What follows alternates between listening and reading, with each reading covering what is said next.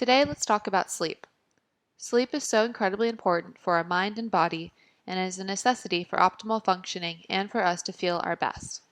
After a good sleep, you feel energized, happy, less stressed, and that's because all of your hormones were able to reset and recharge while you were sleeping. Unfortunately, the opposite is true when you get a bad sleep. You're irritable, tired, hungry, the day just seems longer, and everything appears harder. This is why we want to minimize bad sleep as much as possible.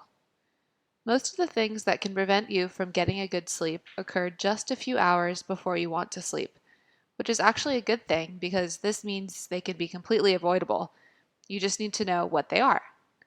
So let's talk about things not to do right before you're going to go to bed. Number 1, keeping lights bright. There is a biological and hormonal reason that we sleep in darkness and that the sunlight makes us feel energized. Bright lights block the production of melatonin, which is a hormone that your body produces to help you sleep. Okay, so let's fix it. Dim the lights an hour before bed. Also, you may want to change the light bulbs in your bathroom and your bedroom, or in every room, to soft light, which is less severe than bright lights. Number 2, watching the news. Watching the news or watching or reading any other upsetting material before bed is setting yourself up for a bad sleep. Not only will this keep you up thinking about what you've just seen or read, it may also give you nightmares. Not good. Okay, so how do we fix it? Reserve the news for the morning and leave the evening hours to watch silly shows or to read light fiction. Number 3, eating a large meal. Laying down flat after a large meal is not a good idea and will be uncomfortable because your body is going to have an extra hard time digesting, and this is going to make it harder to fall asleep. This is especially true if you eat a healthy dinner high in protein, fat, and fiber, all of which take the longest to digest, which is a good thing, but not a good thing right before you want to go to sleep. Another note, another reason to avoid a large meal right before bed is that this can trigger acid reflux, which is also very uncomfortable and definitely not what you want when you're trying to fall asleep. Okay, so let's fix it.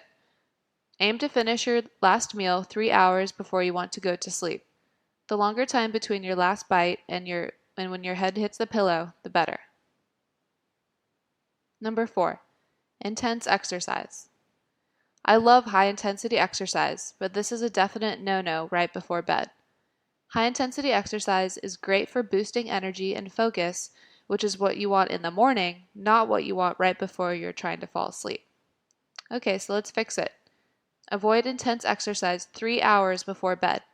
Instead, do light activities such as a walk after dinner, stretching, or gentle yoga. Number 5, reading a screen in bed.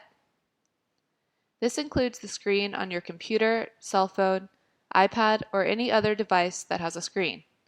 These types of screen emit a type of light that messes with your brain waves and ultimately inhibits you from getting a good sleep.